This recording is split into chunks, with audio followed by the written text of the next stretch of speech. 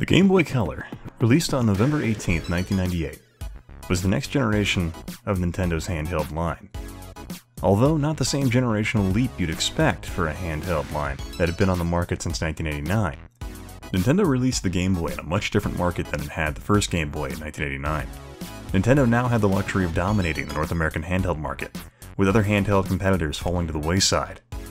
The original Game Boy had a very simple screen that didn't allow for color.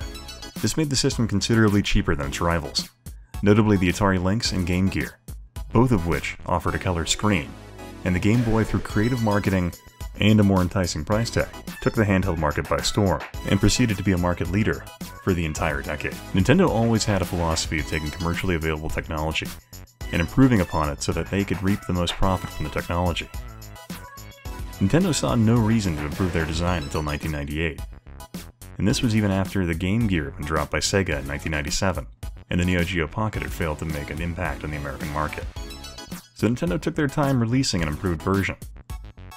It really wasn't until Nintendo was pressured by external game developers that they finally bowed to the request of making a more improved handheld. Because outside of Japan, the Game Boy had next to no real rivals to challenge its dominance. Some were surprised that Nintendo released the Game Boy Color in the manner they did.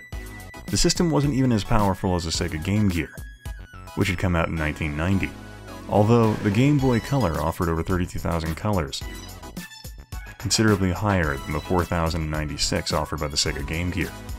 But Nintendo had stuck to its tried and true philosophy of, if it isn't broken and it makes money, stick with it. The system was discontinued in 2003 after selling around 118 million units. The Game Boy Color was a system that capitalized on a carefully crafted brand and an affordable, inexpensive technology that was guaranteed to profit Nintendo.